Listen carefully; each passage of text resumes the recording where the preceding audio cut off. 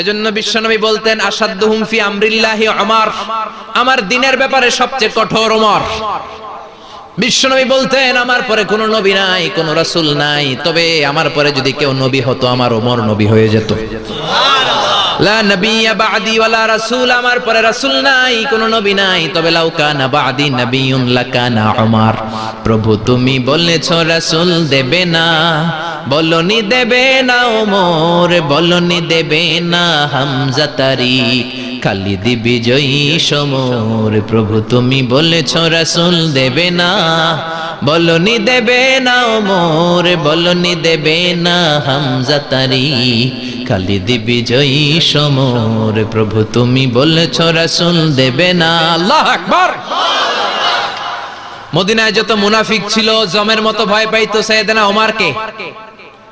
শয়তানদের leader ইবলিসও ভয় পেত ওমরকে। বিশ্বনবী বলেন ওয়াল্লাযী নাফসি বিয়াদিহি, ওমর ওই সত্তার কসম যেই সত্তার হাতে আমার আত্মা, মা লাকিয়াকা শাইতানু সালিকান ফাজ্জান ইল্লা সালাকা ফাজ্জান গায়রা ফাজ্জিক। ওরে ওমর, শয়তান যদি তোমারে কোনো রাস্তায় দেখে, ইবলিস যদি তোমারে কোনো রাস্তা দিয়ে হাঁটতে দেখে, ইবলিস ওই রাস্তা রেখে দিয়ে অন্য রাস্তা দিয়ে হাঁটে।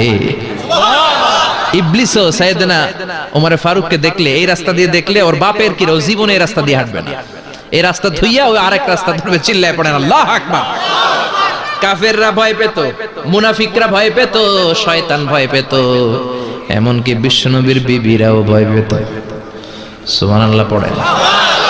বিশ্বনবীর বিবিরা বিশ্বনবীরে ধরলেন, আমারে এটা কিনা দেন, ওইটা দেন। বিশ্বনবী কয় টাকা নাই, ক্ষমতা নাই, সামর্থ্য নাই, বেশি কথা কইলে তালাক নিয়ে যাও, তোমাদের চেয়েও সুন্দরী অনেক সতী সাধবী নারী আল্লাহ ব্যবস্থা করে দিবে। বিবিরা মাঝে মাঝে খুনসুটি করতো, নবীরে ধরতো, এটা নাই ওইটা নাই, এটা দেন। একবার সব বিবিরা টাইট করে ধরছে, ও নবী আয়েশার ঘরে যেদিন থাকেন সাহাবারা বেশি হাদিয়া পাঠায় কেন, আমাদের ঘরে যেদিন থাকেন পাঠায় না কেন?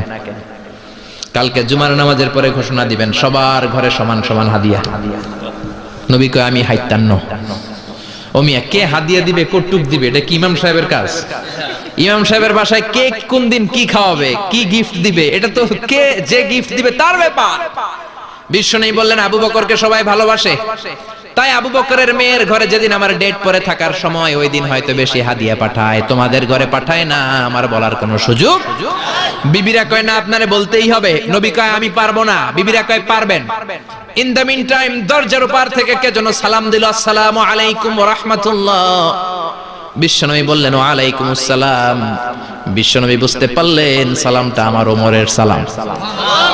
বিশ্বনবী সালামের উত্তর দিয়ে বিবিদের দিকে তাকায় দেখে একটা বিবি ওর সামনে নাই, সব উদাও, ভ্যানিশ হয়ে গেছে। ওই যে ওমর, সুবহানাল্লাহ পড়বেন না? এই জন্য ওমরকে শয়তানও ভয় পেত। আমাদের বাচ্চাদেরকে, আমার মেয়ে একটা মাত্র মেয়ে, খাইতে চায় না, শুধু আমার মেয়ে না, অধিকাংশ বাচ্চাদের এই অবস্থা। ওর আম্মু এদিক দিয়ে খাওয়ায়, আবার দৌড় দেয়, আবার আমি খাওয়াই, আবার কান্নাকাটি করে, বলে গল্প শোনাও, তাইলে খাবো। এখন গল্প শোনাইলেও খায় না। বর্তমান সময়ের ছেলে মেয়েগুলো এরকম, এত জ্বালাতন করে, খেতে চায় না তো বলতে হয় বাঘ আসবে বাঘ, সিংহ আসবে সিংহ, সিংহ মামা আসবে, ঘুমাও ঘুমাও, এগুলো আমরা বলি না? বড় দোষী তো আপনারা কি বলেন? বাচ্চা যদি না ঘুমায়, না খাইতে চায়, এগুলাই তো বলে। বাঘ আসবে, বিড়াল আসবে। মদিনাতে ওমরে ফারুক যখন খলিফা, মদিনার কোন বাচ্চারা যদি না খেতে চাইতো, না ঘুমাইতে চাইতো, মদিনার মায়েরা বলতো তাড়াতাড়ি ঘুমাও, ওই যে ওমর আসতেছে, ওমর। আল্লাহু আকবার। কি শাসক ছিলেন সাইয়েদনা ওমর! সবাই সমান, উনার বিধান, উনার রীতি সবার জন্য সমান। মদ খাওয়ার অপরাধে নিজের কলিজার টুকরা ছেলে আবু শাহমাকে 80টা বেত মেরেছে। হাদিসটা দাঈফ, তবে শিক্ষা আছে আমাদের জন্য। 80টা বেত মেরেছে। এক রাওয়ায়াতে পাওয়া যায় বেত মেরে ছেলেটাকে আহত করে ফেলেছে, আর এক রাওয়ায়াতে পাওয়া যায় পিটাতে পিটাতে ছেলেটাকে দুনিয়া থেকে শেষ করে ফেলেছে। ছেলের মুখে গন্ধ পেয়েছে। আর শরীফতা খামরান, কিরে মদ খাইছস? কয় না বাবা, শরীফতু নাবিজ, আমি নাবিজ খেয়েছি। নাবিজ খাওয়া যায়। নাবিজ হচ্ছে রাতের বেলা আরবরা দুধের মধ্যে শক্ত খুরমা ছেড়ে দেয়। 1 কেজি দুধের মধ্যে 10টা শক্ত খুরমা ছেড়ে দিলে সকালবেলা দুধের কালারটা সাদা থাকে না, শক্ত খুরমার রস টেনে ওটা লাল হয়ে যায়, খেতে বড় মজা। এটাকে বলে নাবিজ। কিন্তু সকালেই খেতে হবে। ওইটারে যদি 3 দিন জমায় রাখেন, 4 দিন জমায় রাখেন, ওইটাও গাঞ্জা হয়ে যাবে, ওইটাও তারি হয়ে যায়, মদ হয়ে যায়। সাইয়েদনা ওমরের ছেলে এই কাজ করেছেন, একটু তারির স্বাদ নেয়ার জন্য 4 দিন রেখে দিয়েছে। সাইয়েদনা ওমর বললেন, কি খাইছস? কয় মদ খাই নাই। নাবিস খাইছস? এদিকে আয়। ইফতাহ ফামাক, মুখ খোল। হা করার পরে মুখের সামনে নাক নিয়ে গন্ধ দেখে মদের গন্ধ, কলারটা ধরে মসজিদে নববীতে নিয়েছেন। ইন দা মিন টাইম মসজিদে নববীতে জোহরের নামাজ হয়। নিজের ছেলেকে মসজিদে নববীর উস্তুয়ানা বলে, উস্তুয়ানাতু মসজিদে নববী, মসজিদে নববীর পিলারে বেঁধেছেন। যেহেতু উনি খলিফা, মসজিদে নববীর ইমাম, জোহরের নামাজের ইমামতি করলেন। সালাম ফিরালেন, আসসালামু আলাইকুম রাহমাতুল্লাহ, আসসালামু আলাইকুম রাহমাতুল্লাহ। সালামের পর বললেন, মাকানাকুম ইনদানা হাদ, সুন্নতের পর বসে যাবেন, আমাদের একটা হদ আছে।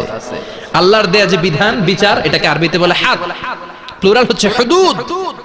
আমাদের হুদুদ আছে, মানে গুরুদণ্ড আছে, বসবেন। হাজার হাজার মানুষ সবাই ওযু করে যখন ঢুকতেছিল, দেখে আবু শামা পিলারে বাঁধা। সবাই তো আশ্চর্য, কি আজীব তামাশা, প্রেসিডেন্টের পোলা বাঁধা। নামাজের পরে বাইরে আসার পরে হাজার হাজার মানুষ তাকিয়ে আছে। কানাঘুষা শুরু হয়ে যায়। সবাই বলে, কি হয়েছে? ওমর কয়, আমার টানাটানি করা যাবে না। এই যে থামেন, এখন টানলে কি হবে আমি জানি, খুব বিশৃঙ্খলা হবে। দাঁড়ায় শুনেন, দাঁড়ায় শুনলে ডবল সোয়াব। আমি চলে গেলে এরপর আপনারা টানাটানি করে ঢুকেন। কথা শুনতেছেন তো? মনোযোগ আছে? লোকদের মধ্যে কানাঘুষা। প্রেসিডেন্টের ছেলে, কেউ কয় ওমর মনে হয় মারবে না, যেহেতু নিজের ছেলে তো একটু ধমকি দিয়ে ছেড়ে দিবে। কেউ বলে, না, ওমর তো এত সহজ মানুষ না, মদের বিচার তো 80টা বেদ, মনে হয় 40টা মারবে। কেউ কয় না, 80টাই মারবে। ওমর চেয়ারে বসে জল্লাদরে ডাকলেন, বললেন, ইবদা বিসমিল্লাহ, নে চাবুক শুরু কর। বাইতুল মাল থেকে শক্ত সাইজের একটা চাবুক আনবি। জল্লাদ চাবুক এনে দাঁড়ালেন। ওমর বললেন, ইবদা বিসমিল্লাহ, শুরু কর। জল্লাদ মারতে শুরু করেছে। ওয়াহিদ, ইতনাইন, তালাতা, 3টা মারার পরে এক থাপ্পড় মেরে জল্লাদকে 3 হাত দূরে ফেলে দিলেন। ধমক দিয়ে বললেন, তুই চাবুক মারস নাকি চাকরি বাসাস? আসলে জল্লাদ কিন্তু আস্তে মারে নাই, দেহের যত জোর ছিল জোর দিয়ে মেরেছে, কিন্তু ওমরের পছন্দ হয় নাই। ওমর বলে, আইন্দাকা তালাতা আইন্দে ওয়াহিদ, তোর হিসাবে চাবুক মারা হয়েছে 3টা, আমি ওমরের হিসাবে মায়ের হয়েছে 1টা। চাবুক আমার হাতে দে, আমি 2 নাম্বার থেকে শুরু করি। ওমরে ফারুক 2 নাম্বার শুরু করলেন। 2, 3, এক একটা চাবুক মারে, ছুপ ছুপ করে চামড়া ছিলে, রক্তগুলো মসজিদে নববীর বারান্দার পিলারের মধ্যে লাগে। ওমরের চেয়ে শক্তিশালী দ্বিতীয় কোন পুরুষ মদিনার জামিনে ছিল নাকি? ওমরের হাতের মাইর। ছেলেটা চিৎকার দিয়ে বলে, বাবা, ও আব্বা, আর মদ খাবো না, ছেড়ে দেন, আর খাবো না।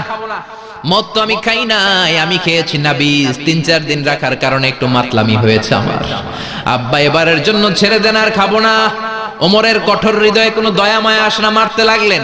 এবার আবু শাহামার মা, ওমরের বউ, পায়ের মধ্যে ওমরের পায়ে পড়ে ডেকে বলে, ওমর, আমার কলিজার টুকরা ছেলেটারে মারিস না। 30টা বাড়ি মারা হয়েছে, আর বাকি 50টা বাড়ির জন্য এক একটা চাবুকের বিনিময়ে আমি এক একটা ওট আল্লাহর রাস্তায় সদকা করব রে ওমর। সাইয়েদনা ওমর বলে, আরে নিয়ে যাও। আবু শাহামার মা ওট দিয়ে আল্লাহর জাইন, চাবুকের বাড়ি থেকে একটা বাড়িও কমানো যাবে না, 80টা বাড়ি দেয়া পর্যন্ত পৃথিবীর কোন শক্তি আবু শাহামারে আমার হাত থেকে ছুটাতে পারবে না। আবু শাহামার মা কাঁদতে লাগলো। ওমরের মনে দয়া মায়া হয় না। 40টা বাড়ি মারার পরে ছেলে বেহুশ, 50টা মারার পরে আবু শাহামা দুনিয়া থেকে শেষ। সবাই নিস্তব্ধ নীরবতা, পিন ড্রপ সাইলেন্স, পিন পতন নীরবতা। রাগে তখনও গড়গড় করছে ওমর। সাইয়েদনা ওমর বললেন, গোসল দে, জানাজা দে, কবর দে। কবর দেওয়ার পরে ওই কবরের উপর 51 নাম্বার থেকে মারা শুরু করলেন। 52, 53, 60টা, 70টা, 80টা চাবুকের বাড়ি কবরের মধ্যে, বিশাল বিশাল বড় বড় বাড়ি মেরে আঘাত করে আল্লাহরে ডেকে বললেন, আল্লাহ, আমার ছেলে হওয়ার কারণে, প্রেসিডেন্টের ছেলে হওয়ার কারণে আমি পার্সিয়ালিটি করি নাই, একটা চাবুকের বাড়িও কম দেই নাই। কিয়ামতের দিন তুমি আমারে জালিমদের কাতারে দাঁড় করাতে পারবা না। আল্লাহু আকবার। ওই ওমরের শাসন যদি দেশে থাকতো, দেশটারে মদিনা বানাইতো কে? এখন রিকশাওয়ালার পোলার জন্য এক নিয়ম, প্রধানমন্ত্রীর পোলার জন্য আরেক নিয়ম। কুলিওয়ালা ঠেলাওয়ালার জন্য এক নিয়ম, প্রেসিডেন্টের মেয়ের জন্য আরেক নিয়ম। জোরে বলেন ঠিক কিনা? সবার জন্য যদি এক নিয়ম হতো, চুরি করলে যদি হাত কাটা হতো, জিনা করলে যদি পাথর মেরে গর্দানটা উড়িয়ে দেয়া যেত, বাংলার জমিনে আর কোনো চোর আর জিনাখোর পাওয়া যেত না। চুরি করলে হাত কাটো কার আইন? তবে এটা কলা চোর, মুরগি চোর, ডাব চোর, আম চোর না। যেই চোরগুলো একটা কলমের সিগনেচারের খোঁচায় দেশের হাজার কোটি টাকা মেরে দেয়, ওই চোরদের হাত আগে কাটতে হবে। জোরে কোন ঠিক কিনা? এক কলমের খোঁচায় শেয়ার বাজার খাইয়া ফেলায়, হলমার্ক খাইয়া ফেলায়, দেশের টাকা সুইজারল্যান্ডে পাঠায়, ওই চোরগুলার হাত। জোরে বলেন ঠিক কিনা? এজন্য বিশ্বনবী বলতেন, আসাদুহুম ফি আমরিল্লাহি উমর। আল্লাহর দ্বীন বাস্তবায়নে সবচেয়ে কঠোর সাহাবী ছিলেন ওমর। আবু বকর ছিলেন নরম, ওমরের মেজাজকে গরম বানাইছে কে? এই জন্য ইসলামের মধ্যে যেমনি সহনশীলতা আছে, আবার ইসলামের মধ্যে বিদ্রোহ আছে না নাই? অন্যায় দেখলে থামিয়ে দেওয়ার দরকার আছে না নাই?